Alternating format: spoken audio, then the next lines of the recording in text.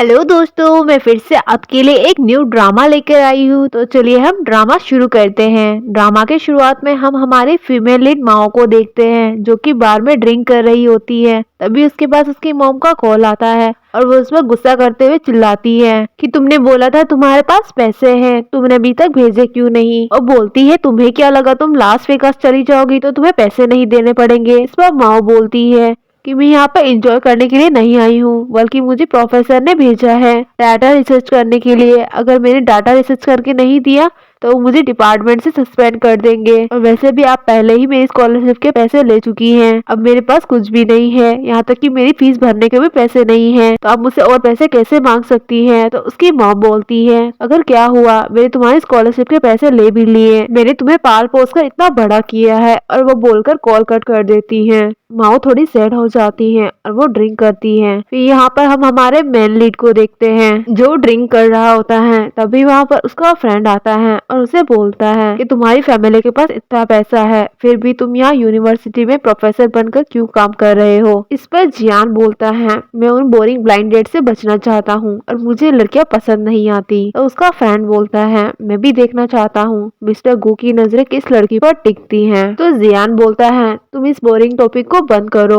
और बोलता है तुम्हें मेरी नहीं खुद की फिक्र करनी चाहिए, कहीं तुम्हारे डैड तुम्हें इस लग्जरी लाइफ को छुड़वाकर चाइना वापस ना भेज दे। तभी हान उसके ड्रिंक में कुछ मिला देता है और जैसे ही जियान वाइन पीता है तो उसे नशा होने लगता है। और वो उसके फ्रेंड को पूछता है कि तुमने वाइन में क्या मिलाया था। तो वो बोलता है कि मुझे ब्लेम मत करना, मैं तो तुम्हारी मदद कर रहा हूँ तुम्हारी मॉम के बोलने पर। तुम्हारी मॉम चाहती है कि तुम्हारी शादी जल्द से जल्द हो जाए, तुम्हें तो किसी लड़की में इंटरेस्ट नहीं आ रहा, इसलिए मुझे ये मजबूरी में करना पड़ा। और उसका दोस्त वहाँ पर कुछ लड़कियों को बुलाता है और बोलता है तुम्हें इन लड़कियों में से जो भी लड़की पसंद हो वो देख लेना, और मैं जा रहा हूँ तुम्हारी फैमिली को इन्फॉर्म करने के लिए। और वो वहाँ से चला जाता है। तभी वो लड़कियां जियान के पास आकर बैठती है। वो वहाँ से निकलता है। तभी वो माओ से टकरा जाता है और उसे बोलता है मैं तुम्हारे लिए रेस्पॉन्सिबल रहूंगा, और उसे वही किस करता है। माओ भी नशे में होती है और फिर वो दोनों होटल में आ जाते हैं और वो उसे किस करने लगता है। माओ बोलती है मैं ये सब नहीं कर सकती, अभी हमारी शादी नहीं हुई है। जियांग बोलता है मैं शादी तक वेट नहीं कर सकता, और वो दोनों नाइट स्पेंड कर लेते हैं। अगली सुबह जब माओ की आंख खुलती है तो वो देखकर हैरान हो जाती है कि मैंने किसके साथ रात बिताई है और मैंने पिछली रात को क्या किया। फिर वो चुपके से वहाँ से जाने लगती है। तभी जियांग उसका हाथ पकड़ लेता है। वो डर जाती है, उसे लगता है कि वो उठ गया, लेकिन वो नींद में होता है। फिर वो अपना हाथ छुड़वाकर वहाँ से निकलती है। फिर वो एक जगह बैठकर सोचने लगती है आखिर में इसके साथ कैसे आई। और वो याद करने लगती है कि कल वो चर्च में भी गई थी और उसने शादी भी कर ली। और वो सोचती है नहीं ये सच नहीं है, मैं ऐसा नहीं कर सकती, आखिर मैं किसी भी लड़के को बिना देखे कैसे शादी कर सकती हूँ। और फिर वो खुद से कहती है कि वैसे भी चाइना में मैरिज सर्टिफिकेट के बिना शादी तो मान्य ही नहीं है। और फिर वो वहाँ से जाने लगती है। तभी वहाँ पर हान आता है और उसे बोलता है क्या तुम उन लड़कियों में से हो जिसको मैंने लास्ट नाइट जियांग से इंट्रोड्यूस करवाया था। वो कुछ भी नहीं बोलती और वहाँ से चली जाती है और वो चाइना से अपनी कंट्री आ जाती है। इधर हम देखते हैं जियांग की नींद खुलती है। तभी वहाँ पर उसका फ्रेंड हान आ जाता है और वो बोलता है कि कल रात जो मैंने तुम्हारे लिए लड़कियां अरेंज की थी, तुम्हें उसमें से कोई भी अच्छी नहीं लगी, तुमने खुद ने ही अपने मन से किसी और लड़की को पसंद कर लिया, ये तो बहुत ही अच्छी बात है। अब मैं जा रहा हूँ तुम्हारी फैमिली को इन्फॉर्म करने के लिए कि तुम एकदम नॉर्मल लड़के हो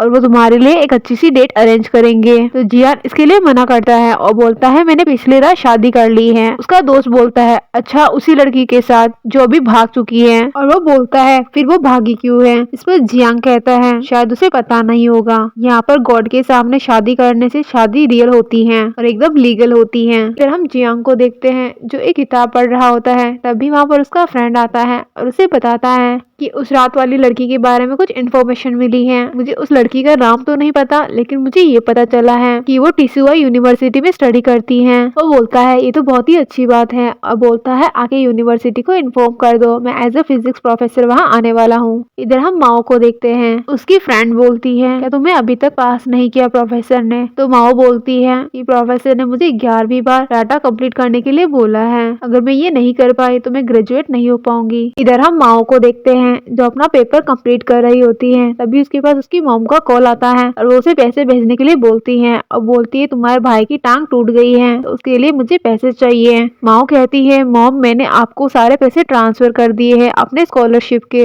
अब मेरे पास कुछ भी नहीं बचा और मैं पार्ट टाइम जॉब करके जो पैसे कमाती हूँ वो मेरे ट्यूशन फीस के लिए भी इनफ नहीं है और मैं पैसे बचाने के लिए दिन में सिर्फ एक बार खाती हूँ वो भी ब्रेड और अंडा। यहाँ तक कि मैंने अपना कंप्यूटर भी अपने सीनियर से सेकंड हैंड खरीदा है। तो उसकी मॉम बोलती है तो तुम्हारे पास अब्रॉड जाने के पैसे कहाँ से आए, तुम झूठ बोल रही हो, तुम्हारे पास पैसे हैं, अगर तुमने मुझे पैसे नहीं दिए तो मैं तुम्हारे स्कूल में आकर हंगामा करने वाली हूँ। तभी वहाँ पर उसकी एक फ्रेंड आती है और वो बोलती है एक ब्रेकिंग न्यूज है, हमारे स्कूल में एक हैंडसम से प्रोफेसर आने वाले हैं। लेकिन माओ सैड होती है तो उसकी फ्रेंड पूछती है क्या हुआ, तुम्हारी मॉम ने फिर से तुमसे पैसे मांगे? माओ बोलती है हाँ। उसकी फ्रेंड बोलती है एक मेरी फैमिली है जो हर बार मुझे कॉल करके पूछती है कि कहीं पैसे तो कम नहीं पड़ रहे हैं, और एक तुम्हारी फैमिली है और वो बोलती है कि मैं तुम्हें शो ऑफ नहीं कर रही हूँ, मैं बस तुम्हें बता रही हूँ। उसकी फ्रेंड बोलती है जाने दो इन बातों को, मैं तुम्हें एक अच्छी बात बताती हूँ, हमारे स्कूल में जो प्रोफेसर आने वाले हैं वो बहुत ही हैंडसम है। इस पर माओ कहती है जो प्रोफेसर मुझे पास करेगा वही मेरे लिए सबसे हैंडसम होगा। तभी उसकी फ्रेंड बोलती है अरे तुम तो लास वेगास गई थी ना, क्या तुम्हें वहाँ पर कोई हैंडसम सा लड़का मिला? ये सुनकर वो जियांग के साथ जो मोमेंट्स हुए थे उसको याद करने लगती है और वो अपना फ्रेंड को बोलती है नहीं ऐसा कुछ भी नहीं हुआ। उसकी फ्रेंड बोलती है देखो तुम्हारा फेस कितना रेड हो रहा है, लगता है तुम्हें किसी से प्यार हो गया है। वो बोलती है मुझे अभी प्यार व्यार के चक्कर में नहीं पड़ना, मुझे ग्रेजुएशन करनी है। उसकी फ्रेंड बोलती है तुम्हें तो पता है हमारे स्कूल के सारे हैंडसम लड़के तुम्हारे पीछे लगे हुए हैं और इसी वजह से तो हमारी दोनों रूममेट तुमसे बहुत ही ज्यादा जलन फील करती है। माओ कहती है पहले तो मुझे अपना ग्रेजुएशन का पेपर कंप्लीट करना है और ग्रेजुएट होने के बाद मुझे एक जॉब भी ढूंढनी है। उसकी फ्रेंड बोलती है हाँ और फिर वो खुद ही मन में सोचने लगती है ये उस रात क्या हुआ था, मुझे कुछ ज्यादा याद नहीं आ रहा, सब धुंधला धुंधला लग रहा है। मैं उस रात चर्च गई थी उस आदमी के साथ और मैंने वहाँ शादी कर ली और वो फिर मुझे रूम में वापस लेकर आ गया। तभी वहाँ पर वो दोनों जलनखोर लड़कियां जाती हैं और बताती हैं कि सभी लड़कियां उनको प्रोफेसर बनाने के लिए मरी जा रही हैं और किसी को क्या पता था ये मौका डायरेक्ट माओ को मिलेगा। माओ अपने लैपटॉप पर चेक करती हैं और अपनी फ्रेंड को बताती हैं कि हाँ मेरे प्रोफेसर चेंज हो गए और वो बहुत ही खुश होती हैं। पर वो दोनों क्लासमेट्स उसे डराने लगती हैं कि मिस्टर गू भी पहले वाले प्रोफेसर की तरह बहुत ही स्ट्रिक्ट और रूड है। और दूसरी वाली लड़की बोलती है तुम फिक्र मत करो मेरे पास एक सॉल्यूशन है।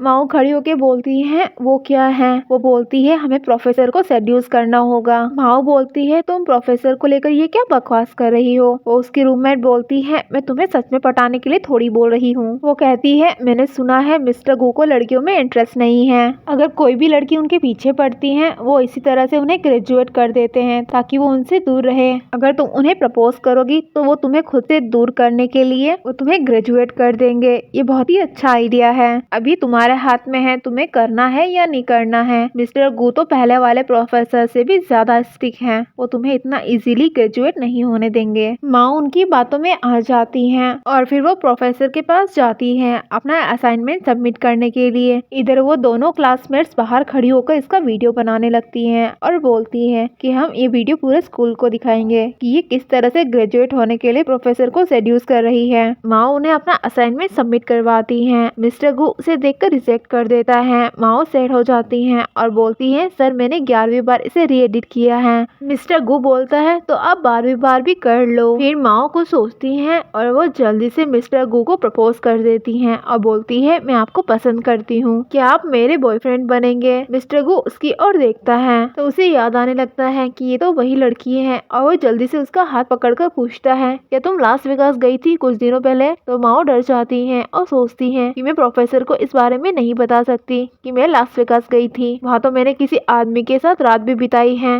जिसे मैं जानती भी नहीं और मैं ये किसी को भी पता नहीं चलने दे सकती, नहीं तो मेरी इमेज डाउन हो जाएगी। वो उससे बोलती है नहीं मैं तो लास वेगास नहीं गई थी। फिर मिस्टर गो सोचता है कि शायद मैं कुछ ज्यादा ही सोच रहा हूँ और वो अपने चेयर पर बैठ जाता है। माँ उससे बोलती है सर मेरे पेपर का क्या? तो मिस्टर गो बोलता है कि शायद तुम भूल गई हो, मैंने तुम्हें ये रिवाइज करने के लिए बोला है। तो माओ कहती है मैं आपको पसंद करती हूँ। तो मिस्टर गो कहता है तुम तो मुझसे पहली बार मिली हो और तुम मुझे पसंद भी करने लग गई। तो वो कहती है हाँ मुझे आपको देखते ही पहली नजर में प्यार हो गया और वो मन में सोचती है कि जल्दी से ये मुझ पर गुस्सा करे और मुझे दूर हटाने के लिए पेपर को अप्रूवल दे दे और मैं जल्दी से ग्रेजुएट हो जाऊँ। इधर हम दोनों क्लासमेट्स को देखते हैं और वो बहुत ज्यादा खुश हो रही होती है कि इसने तो सच में सर को कन्फेस ही कर दिया। अभी वहाँ पर माओ की बेस्ट फ्रेंड रेन आती है और वो उन पर गुस्सा करती है कि आखिर तुम लोग माओ के साथ ऐसा कैसे कर सकते हो। तो वो कहती है धीरे बोलो, हमें वीडियो बनाने दो। रैन बोलती है तुम लोगों को पता है ना कि वो ग्रेजुएट होना चाहती है,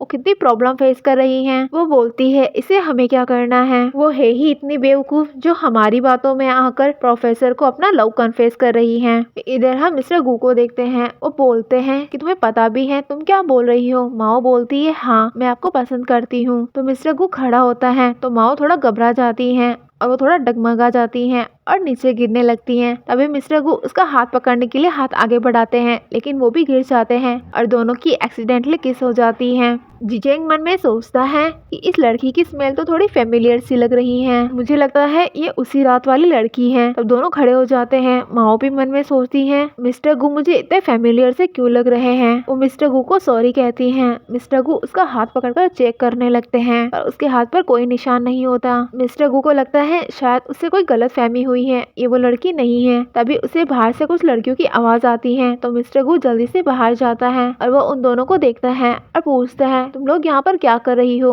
और वो उनसे उसका फोन मांगता है और देखकर बोलता है अच्छा तो तुम यहाँ पर वीडियो बना रही हो। मिस्टर गू उन्हें ऑफिस में ले जाता है और उन्हें एक्सप्लेन करने के लिए बोलता है। वो बोलती है कि हम आपकी वीडियो नहीं बना रहे थे, हम तो बस माओ का असली चेहरा सबके सामने लाना चाहते थे। तो माओ की फ्रेंड रैन बोलती है कि तुम लोगों ने ही माओ को ये सब करने के लिए बोला है। माओ ने खुद के मन से प्रोफेसर को लव कन्फेस नहीं किया है और तुम लोग इसकी वीडियो बनाकर स्कूल में इसको बदनाम करना चाहते थे। तो बाई बोलती है तुम झूठ क्यों बोल रही हो, मैंने ऐसा कब बोला था करने के लिए, और ये क्या बेवकूफ है जो मेरे बोलने पर आकर प्रोफेसर को अपना लव कन्फेस करेगी। ये कोई बच्ची नहीं है और इसे मेहनत करके पास नहीं होना, ये सब ट्रिक्स करके प्रोफेसर को पटाकर ही पास होना चाहती है। तो माओ उस पर गुस्सा कर चिल्लाती है कि तुमने ही मुझे ऐसा करने के लिए बोला था और अब तुम प्रोफेसर के सामने झूठ बोल रही हो। तुमने ही तो बोला था कि अगर मैं प्रोफेसर को अपना लव कन्फेस कर दूंगी तो मुझे नजरों से दूर हटाने के लिए ग्रेजुएट कर देंगे। जेंग बोलता है अच्छा तो तुमने ग्रेजुएट होने के लिए अपना झूठा लव कन्फेस किया है, आखिर मैं तुम्हें कैसे पास कर दूं जब तुम्हारा काम ही अच्छा नहीं है। और बोलता है अगर मुझे किसी को दूर करना ही होता तो मैं तुम्हें दूसरे डिपार्टमेंट में शिफ्ट कर देता। माओ ऐसा करने से मना करती है और बोलती है प्लीज प्रोफेसर ऐसा मत करना, मुझे खुद पे बिलीव है मैं इस बार फेल नहीं होने वाली। अगर मुझे पहले वाले प्रोफेसर इतनी बार फेल नहीं करते तो मैं ऐसी हरकत कभी नहीं करती। तो वो दोनों रूममेट्स कहती हैं अच्छा तो फिर तुम इतनी बार फेल क्यों हुई, अगर तुमने पेपर इतना ही अच्छा किया था तो क्या पता पिछली बार भी तुमने प्रोफेसर के साथ ऐसी ही हरकत की होगी, तभी तो तुम्हें स्कॉलरशिप भी मिली थी। तो माओ कहती है स्कॉलरशिप मुझे मेरी मेहनत से मिली है, तुम मेरे ऊपर गलत इल्जाम मत लगाओ। इसमें माओ की फ्रेंड रैन भी उसका साथ देती है और बोलती है तुम दोनों ने अब तक माओ को बहुत ही परेशान किया है, माओ ने अपनी मेहनत से ही स्कॉलरशिप जीती है और उसने बहुत अच्छे से स्टडीज की है, इसलिए उसने अभी तक किसी को भी डेट नहीं किया है। ये सुनकर मिस्टर गू दोनों पर गुस्सा होता है और बोलता है अच्छा तो तुम दोनों ने पहले भी इस लड़की को बुली किया है। वो दोनों अपनी गलती नहीं मानती हैं और बोलती हैं कि प्रोफेसर ये दोनों झूठ बोल रही है, ये दोनों मिले हुए हैं। आखिर हम ये कैसे मान ले कि माओ स्टडीज के लिए जाती थी, वो तो लेट नाइट आती थी और कहती थी कि वो लाइब्रेरी से आई है, हमें क्या पता वो कैसे गंदे काम करके आती है। इस पर मिस्टर गू कहता है अगर ऐसी ही बात है तो ठीक है, तो हम लाइब्रेरी की सीसीटीवी फुटेज चेक करवाएंगे, इससे साफ हो जाएगा कि वो स्टडीज करती थी या नहीं। लेकिन अगर मुझे सच पता चला कि तुम दोनों इस पर झूठा इल्जाम लगा रही हो तो मैं तुम दोनों को छोड़ने वाला नहीं। वो दोनों कहती है प्रोफेसर इस लड़की ने आपको अपना लव कन्फेस किया है, फिर भी आप इसकी साइड ले रहे हो। इस पर प्रोफेसर कहता है मैं बस सही का साथ दे रहा हूँ। फिर प्रोफेसर माओ को बोलता है क्या तुम तैयार हो सीसीटीवी फुटेज चेक करवाने के लिए। वो बोलती है हाँ मैं खुद को इनोसेंस प्रूव करके रहूंगी। प्रोफेसर बोलता है ठीक है, अगर सीसीटीवी फुटेज देखने के बाद तुम सही हुई तो मैं इन दोनों पर एक्शन लेने वाला हूँ। तभी वो जाने लगते हैं तो वो दोनों क्लासमेट्स उन्हें रोकती हैं और बोलती है सर सीसीटीवी फुटेज चेक करने की कोई जरूरत नहीं है, हम इसकी बेइज्जती नहीं करना चाहते थे, इसने आपको लव कन्फेस किया है, अगर हम चाहते तो सभी के सामने इसको ऐसे ही बदनाम कर सकते हैं। मिस्टर गू बोलता है तुम लोगों को ये कैसे पता था कि वो मुझसे लव कन्फेस करने वाली है, इसका मतलब तुम तुम दोनों ने ही इसको ऐसा करने के लिए बोला था। वो दोनों अपनी सफाई में कहती है हम तो बस ऐसे ही वीडियो बना रहे थे, ये तो बस कोइंसिडेंट था। इस पर मिस्टर गु बोलता है अब झूठ बोलना बंद भी कर दो, मुझे सब पता चल गया है, ये सारी गंदी हरकत तुम दोनों की ही है, अब मैं तुम्हें पनिश करूंगा। तो बाई कहती है हम दोनों को ही क्यों सजा मिलेगी, माओ को भी तो सजा मिलनी चाहिए। मिस्टर गु बोलता है हाँ पनिशमेंट तो उसे भी मिलेगी, अब से मैं इसका प्रोफेसर नहीं रहूंगा। ये सुनते ही माओ उसे सॉरी कहती है और बोलती है प्लीज ऐसा मत करिए, मुझे वापस पिछले वाले प्रोफेसर के पास नहीं जाना है, वो मुझे ग्रेजुएट नहीं होने देंगे। इस पर मिस्टर गु बोलता है ये मेरी प्रॉब्लम नहीं है और अब तुम सब यहाँ से बाहर चले जाओ। वो दोनों जाने लगती हैं। तभी बाओ माओ से कहती है तुम्हें तो वापस अप्लाई कर देना चाहिए प्रोफेसर चेंज करने के लिए। इस पर वो दूसरी क्लासमेट बोलती है प्रोफेसर चेंज करने से भी इसका कुछ नहीं होने वाला, इसकी तो किस्मत ही फूटी हुई है, ये कभी ग्रेजुएट नहीं होने वाली। जब इस बारे में सभी क्लासमेट्स को पता चलेगा कि ये फिर से फेल हो गई तो सभी इसका कितना मजाक उड़ाने वाले हैं। इस पर माओ की फ्रेंड रैन बोलती है नहीं ये पास होकर दिखाएगी। इस पर बाई कहती है अच्छा लास्ट टाइम मैं एक प्रोफेसर के बोलने पर लास वेगास गई थी रिसर्च करने के लिए, लेकिन क्या हुआ फिर भी तो ये फेल ही हो गई और ये कभी पास नहीं होगी। ये सुनकर मिस्टर गु हैरान हो जाते हैं और बोलता है क्या ये लास वेगास गई थी? तो वो कहती है हाँ अभी कुछ दिनों पहले वापस ही आई है। तभी मिस्टर गु से पूछने लगता है कि आखिर तुमने मुझसे झूठ क्यों बोला। इस पर वो दोनों क्लासमेट्स बोलती है वैसे वहाँ पर ये जरूर कुछ गलत काम करके आई है, क्योंकि वहाँ से आते ही उसके नेक पर कुछ बाइट्स के निशान मिले हैं और इसने खुद को टॉयलेट में बंद भी कर लिया था। मिस्टर गु समझ जाता है और बोलता है यानी तुम वही लड़की हो, और वो माओ के नेक पर वो निशान भी देखता है और पूछता है कि ये कैसे आया। वो कहती है कि मुझे इस बारे में कुछ भी नहीं पता। मिस्टर गु पूछता है कि तुमने मुझसे झूठ क्यों बोला फिर कि तुम लास वेगास नहीं गई थी। इस पर वो दोनों क्लासमेट्स बोलती है प्रोफेसर हमने तो आपको पहले ही बताया था इसने किसी के साथ नाइट स्पेंड की है, ये बहुत ही ज्यादा झूठी है और इसके मुंह से सिर्फ झूठ ही निकलता है, इसी वजह से हमने इसका असली चेहरा सबके सामने लाने के लिए ही इसे लव कन्फेशन वाला आइडिया दिया था। इस पर मिस्टर गु उन दोनों पर गुस्सा करता है और बाहर जाने के लिए बोलता है। वो सभी वहाँ से जाने लगती हैं, लेकिन मिस्टर गु माओ को रोकता है और उसे कहता है मुझे सब सच सच बताओ, मुझे झूठ पसंद नहीं। माओ थोड़ा डर रही होती है और सोचती है अगर मैंने इन्हें सब कुछ बता दिया तो ये सोचेंगे कि वो दोनों क्लासमेट्स मेरे बारे में सही बोल रही थी और मैं उस टाइप की लड़की हूँ। उसके कुछ भी ना बोलने पर मिस्टर गु समझ जाता है कि हाँ सच में ये वही लड़की है और उसे बोलता है ठीक है अब तुम जा सकती हो। तो वो शौक हो जाती है और सोचती है क्या ये मुझे और ज्यादा परेशान नहीं करने वाले। मिस्टर गु कहता है क्या तुम नहीं जाना चाहती या फिर तुम्हें वापस से अपना कन्फेशन कंटिन्यू करना है। तो माओ कहती है सब मेरा बिल्कुल भी वो मतलब नहीं था। वो कहता है तुम टेंशन मत लो, मैं तुम्हारा वर्क फिर से रिव्यू करूंगा, अब मैं जानबूझकर तुम्हारे लिए कोई प्रॉब्लम क्रिएट नहीं करने वाला। माओ कहती है लेकिन अभी तो आपने बोला था कि आप मेरे प्रोफेसर चेंज कर देंगे। इस पर मिस्टर गु बोलते हैं अच्छा तो तुम चाहती हो क्या मैं तुम्हारे प्रोफेसर चेंज कर दूं? वो बोलती है नहीं नहीं मैं ऐसा बिल्कुल नहीं चाहती, मैं तो बस आपकी स्टूडेंट बनना चाहती हूँ क्योंकि मैंने आपके बारे में बहुत सुना है कि आप बहुत ही शानदार प्रोफेसर है, मैं तो बहुत किस्मत वाली हूँ कि मुझे आप जैसे प्रोफेसर मिले। इस पर मिस्टर गु कहता है ठीक है मैं तुम्हारा पेपर रिव्यू करके बताऊंगा, तुम अब जा सकती हो। वो उसे थैंक यू बोलती है और वहाँ से चली जाती है। अगर आप इसका नेक्स्ट पार्ट देखना चाहते हैं तो कमेंट बॉक्स में नेक्स्ट पार्ट कमेंट करें।